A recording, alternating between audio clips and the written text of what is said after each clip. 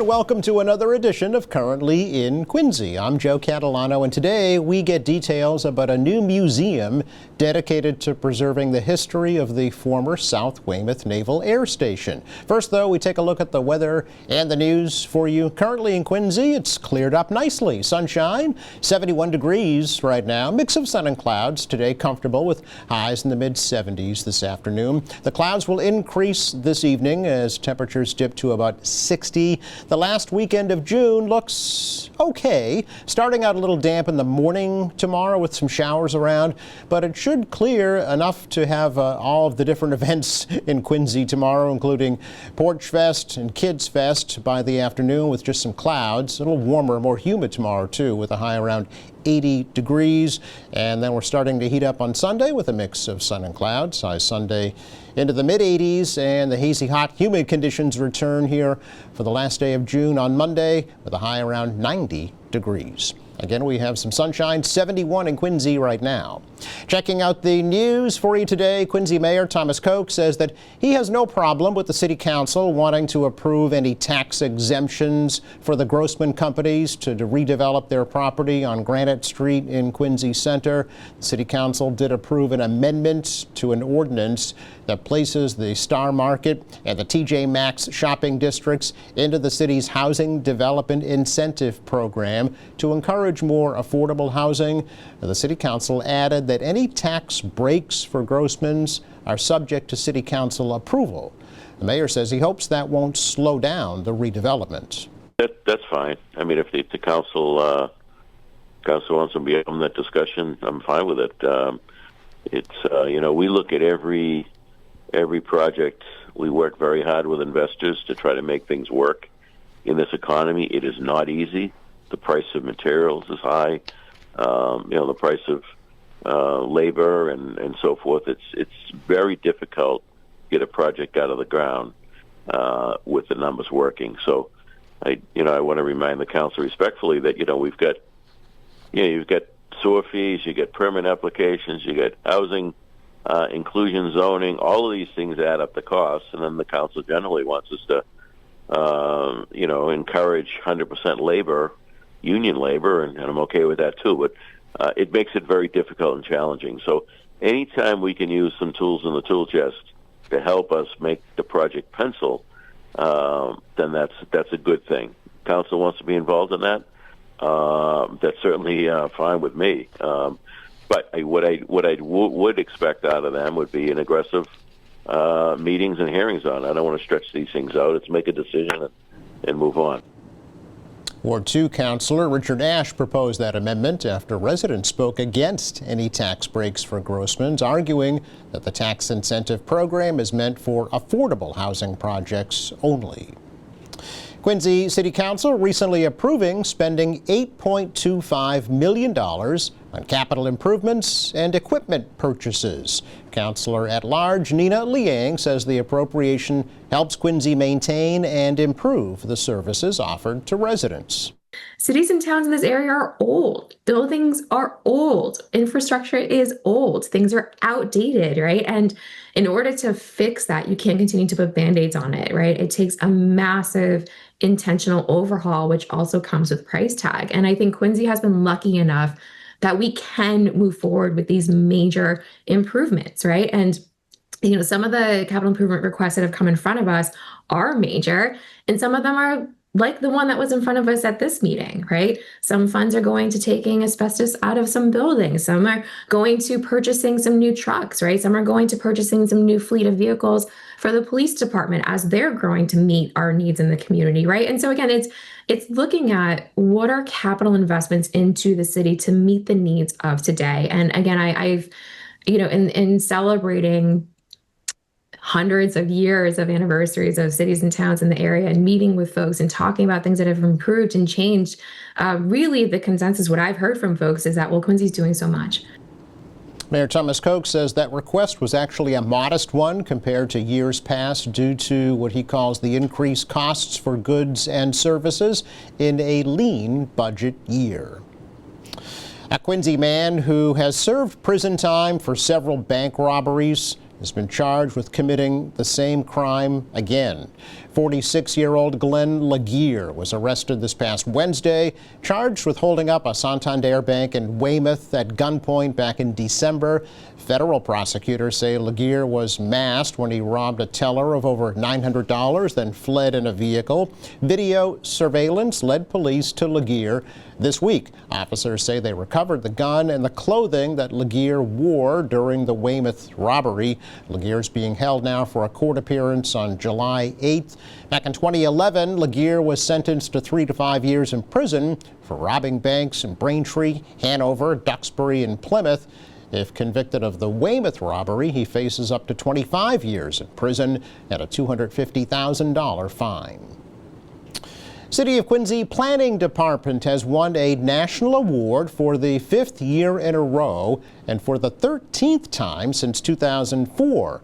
The John A. Sasso National Community Development Week Award was presented to city planners Sean Glennon, Sherry Zhao, and Jane Berry at the National Community Development Association's annual meeting that was held recently in Salt Lake City, Utah. The award recognizes communities for exemplary efforts to raise awareness about the need and the importance of the federal Community Development Block Grant Program. In addition, Glennon was elected treasurer of the National Community Development Association. Well, the Quincy Youth Boys Lacrosse team is celebrating their first ever undefeated season, recently winning the Old Colony League Lacrosse Championship. Quincy Councilor at Large Scott Campbell led a special recognition for the team at last week's City Council meeting. So there is a huge group here. So I want to read the Quincy Youth Boys Lacrosse team completes an undefeated season. The Quincy Youth Boys Lacrosse team, 11-0, capped off its historic season by winning the 2025 Old Colony League Lacrosse Championship. The U15 team, consisting of current 7th and 8th grade student athletes, achieved the first undefeated season in program history by beating Bridgewater U15 10-1 by a score of 5-2. Their journey to the championship also included winning the 2025 Battle of Boston tournament. The team's achievement is a testament to the hard work of both the players and dedicated coaching staff. The 2025 OCLL championship for the Quincy Youth Boys Lacrosse marks a second title in 3 years. The recent success highlights the growing popularity and talented student athletes in Quincy. With a strong foundation established on skill development and teamwork, the future of lacrosse in Quincy looks bright for these young athletes. Campbell also gave credit to the director of the boys lacrosse team, Dan Sampson, and coach Kevin Lynch. It's our check of news for you today. Coming up, a museum preserving the history of the former South Weymouth Naval Air Station has been rededicated. We'll learn all about it next.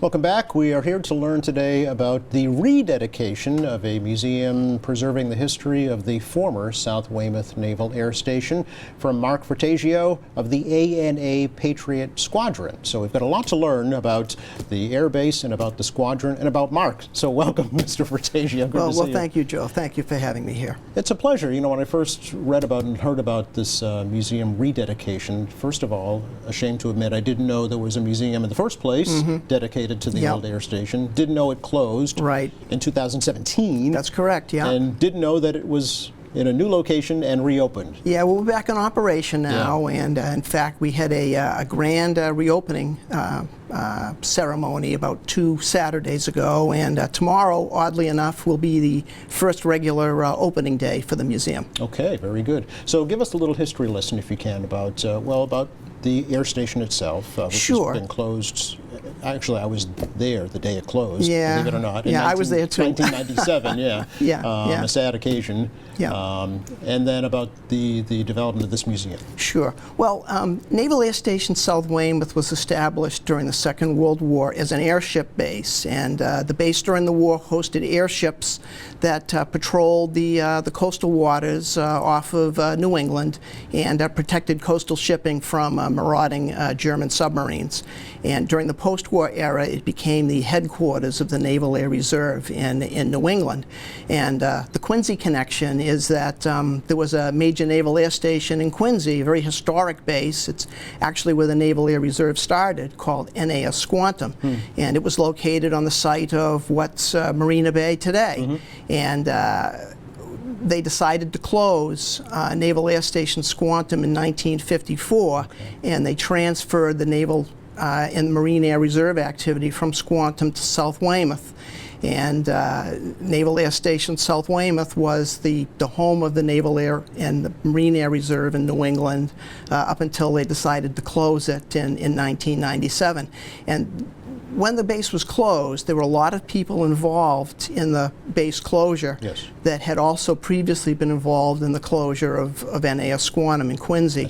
And they didn't want to see South Weymouth forgotten largely the way that Squantum has been forgotten. You know, during the redevelopment effort, the base was basically obliterated. There's very little, if anything, there to remind anybody there was an important naval air station there.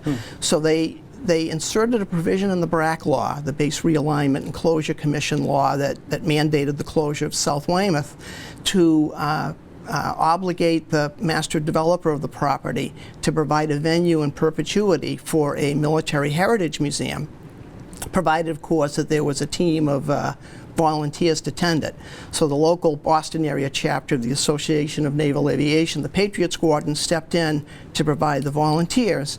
And we have a museum now called the Shea Naval Aviation Museum that is dedicated to preserving the history and heritage of NAS South Weymouth and NAS Squantum. Okay. When did the first museum open, Mark? It opened about 2010. Okay. And it used to be in what was the base gymnasium. Okay. And in 2017, we were asked by the then master developer to vacate the premises temporarily, so that the old base gymnasium could be renovated and returned to its former purpose as a gymnasium.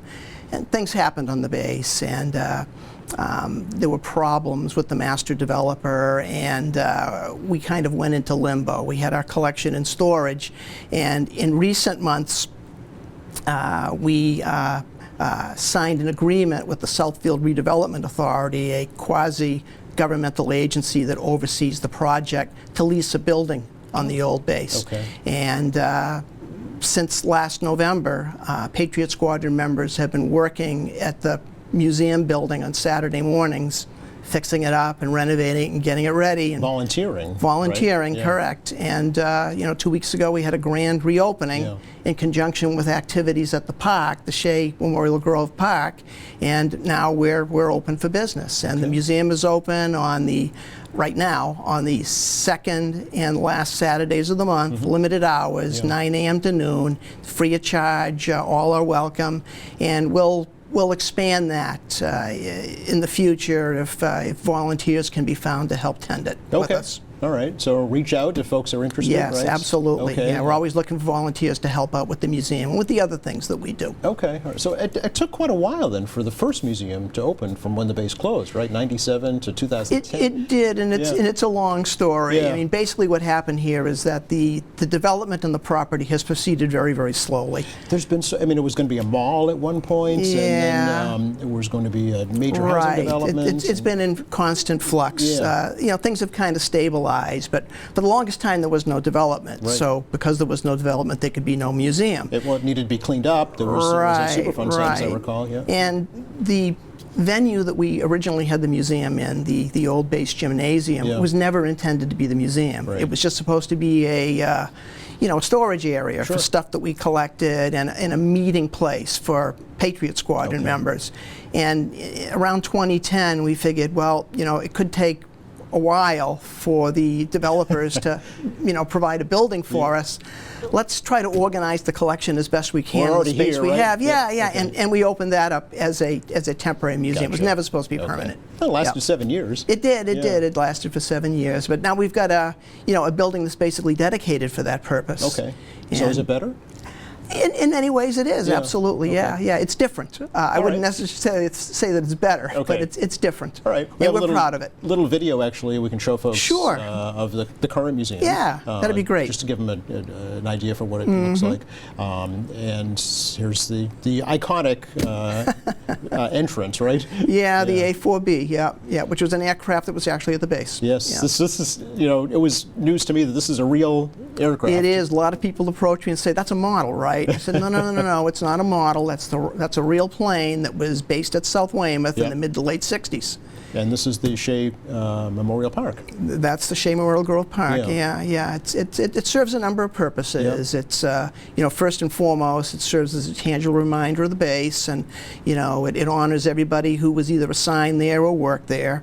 It also honors local Medal of Honor recipients, the highest military award that the nation can give, and it also honors a Quincy military hero of World War II, Commander John J. Shea. Yeah. Who was tragically killed in action when the USS Wasp was sunk in the Pacific in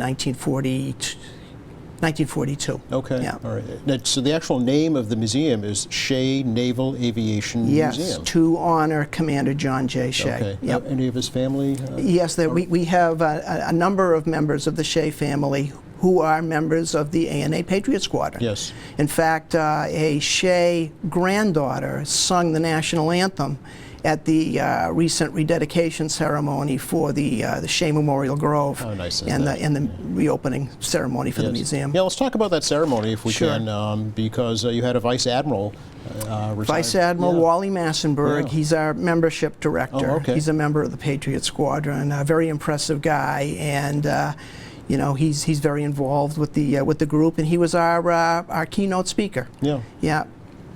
And the former, current mayor, soon to be former mayor, attended as well, right? Yeah. Well, he wasn't there, but there were other Oh, okay. local politicians Okay. were in attendance. All right, all right. So what does this mean for you personally, Mark, to have this What does it museum mean up for and me personally? running? Well, Yeah. I was a Navy veteran, Yep. and I was a kid who spent his teenage years growing up in Hanover, and I was a kid who just was fascinated by aviation, particularly military aviation. I was obsessed with building model airplanes and things like that. And I spent a lot of time as a child riding my bicycle to Union Street in Rockland, which overlooks the base. And I would spend hours, especially in the summer, watching the planes take off and land at South Weymouth. And I always dreamed, as kids do, that one day I would be doing that. Like everyone dreams of being an astronaut or a fireman or whatever. But the difference between me and them is I did it. And I actually joined the Navy, became a naval air crewman, and unfortunately, during the base's final years, it was my privilege to fly out of there as a tactical crew member on Lockheed P-3 Orions with Patrol Squadron 92. So I actually flew one of the last aircraft off the base during the summer of 1996 before they shut down the airfield. And I'd always been interested in history, and I wanted personally to make sure that NAS South Weymouth was not forgotten, because it was such a big part of my life, my childhood and my adult life, my Navy career. Spent 20 years in the Navy and Navy Reserve. I actually wrote a book about the base, and I wrote a book about NAS Squantum as well. And when I found out that there was an organization that was trying to establish a military heritage museum at Union Point, the site of NAS South Weymouth, I was all in. That would be the ANA Patriot That's Squadron. the ANA Patriot Yeah, Squadron, which is yes. what? It's the Boston chapter of a national group called the Association of Naval Aviation. Okay. And we're a 501c3 nonprofit educational corporation. The national group is dedicated to educating people and supporting naval aviation.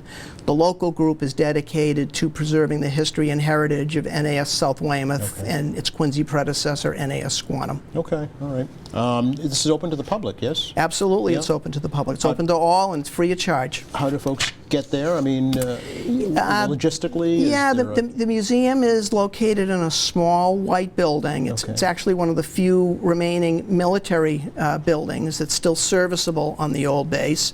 It's located directly behind the soccer fields at the so-called Union Point Sports Complex at Union Point. So if you get to the Union Point Sports Complex, take a left into the soccer field parking lot, drive as far as you can, and it's a little white building that's located as far as you can go. You can't miss it. All right, okay. You know, what is actually the whole base turned into? It's a kind of a mixed use right now, right? Their vision for Union Point, and it's yet to be fully Yeah. realized, is they want it to be something like Marina Bay. Okay. It'll end up being a large condominium community, but I guess the major difference between the vision for Marina Bay and Union Point, other than the lack of the ocean, No water, yeah. is that they envision it as being kind of a mixed-use community. There'll Okay. be a combination of, residential, commercial, industrial. It'll be a place where you can live, shop, and work. All right. That's the concept. the concept. I think they call it a smart city. I remember talk years ago of creating a special exit off Route 3 just to go to the base property that never really materialized. Yeah, no, there's a lot of things that haven't materialized Exactly. yet, but things will happen Yeah. at the old base. You watch and see. Curious, what have you heard from former veterans who served at the base about the museum? What does Well, it mean for they're them? quite enthusiastic Yeah. about it. I mean, I'm trying to remember the date from 2 Saturdays ago. And It was Flag Day, actually. It was June Flag Day, 14th, that's yes. right, June 14th. Oh my God, I should know that, I'm embarrassed. But anyways, June 14th, as you may remember, was not the greatest of days. It rained all day. Yes. And despite the rain, we had over 150 people turn out. That's pretty good. Outside. Yeah. For the rededication of the repainted aircraft and the restored signs at the park, Mm-hmm. and most of those people, showed up at the reopening ceremony for the museum. That's great. So yeah, there's a lot of enthusiasm, not just from veterans, but from people in the area. Is that right? I ran into so many people who don't even know that there was a naval air station at South Weymouth. But then again, it has been over a quarter century ago since Almost the base 30 was years, gone. yeah. But it's important that it not be forgotten. The base was a very important part of the local community, Mm-hmm. and the Patriot Squadron, the museum are here to make sure that it's not forgotten. Yeah, well, I mean, not only veterans, but civilians as well. I mean, Civilian workers, sure. It also Yeah, touched, yeah. it encompasses 3 communities. Yeah, Rockland, Abington, and Weymouth, Right. and a little teeny tiny piece of Hingham, Oh, believe it or interesting. not. Okay, Yeah, yeah. yeah.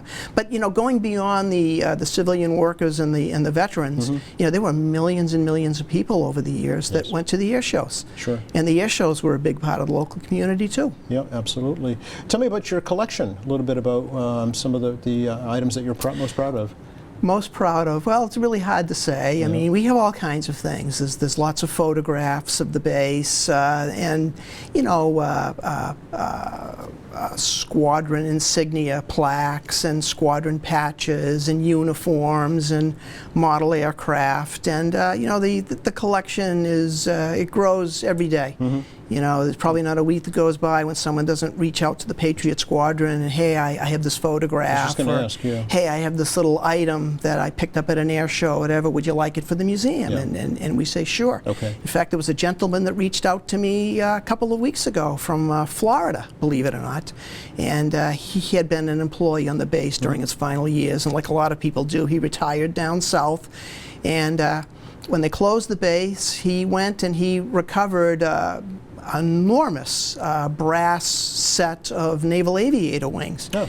And he said, I have no use for this thing, but it really shouldn't be thrown away. Right. And I know that there's a group that's thinking about setting up a museum. I'm going to save it. He's been holding that thing since the base closed. Wow. And when he found out through a friend that we were reopening the museum, he figured this is the time to pass it on. Okay. And he mailed it to me, and there was this enormous box, which I had a difficult time lifting.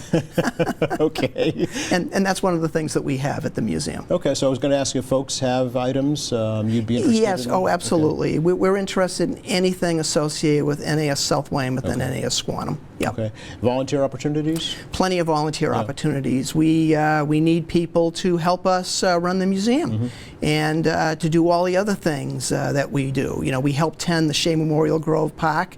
You know, we recently raised about $24,000 to have the A4 Skyhawk jet at the center of the park repainted. And, you know, through the help of students from the Weymouth Middle School, we had the large blue and gold wooden signs around the park restored and replaced. So we need help to tend the museum and to do things like, you know, tending the park. Okay, so I mean, for those students, then that was an education as well, right? It certainly Talking about was. folks who didn't know there was an air Yes, station there. absolutely. Yeah. And they were just a great bunch of kids. Yeah. Yeah, they were at the rededication ceremony. Oh, very nice. Yeah, Okay, yeah. so part of the mission, it sounds like, is education, not only Absolutely, preservation, but absolutely. education. Education in naval aviation and in local military history. Yeah, it's a family affair for you personally too, right? It is. My wife Faith, who's in the studio with us, Yes. but not on camera. She was in the Navy Reserve with me as well. We were both in Patrol Squadron 92 at South Weymouth. Well, thank you both for your service. Yeah, and we're both members of the Patriot Squadron and help with the museum. Okay. For folks, Mark, who'd like to learn more or to help out or to volunteer, Yeah, to we have a donate? website. Okay. We have a website, www.anapatriotsquadron.org or .com. Both will work. Okay. And you can check out the ANA Patriot Squadron on Facebook. We have an Okay. ANA Patriot Squadron group. And anybody who's interested in, generally speaking, in NAS South Weymouth, there's a NAS South Weymouth alumni group on Facebook as well. Oh, okay. And email you as well, inquiries at anapatriotsquadron.org. Yes, and that'll get to me. I'm the public affairs officer for the group. Chief cook and bottle washer, I'm the chief too. cook and bottle washer, yeah. Really appreciate the opportunity to meet you and Faith and to learn about the museum. Sure. Thank you for having me here. And again, I want to invite everybody out in the audience here to come visit the museum on the second and last Saturday of the month, That'll be 9 a.m. tomorrow. to noon. Tomorrow, Yes. that's right. All right. Thanks again, Mark. Thank you. You're very welcome. Just enough time to take a look at the forecast for you for the rest of the day today. It's pretty nice, actually. Sun, a few clouds, comfortable mid-70s.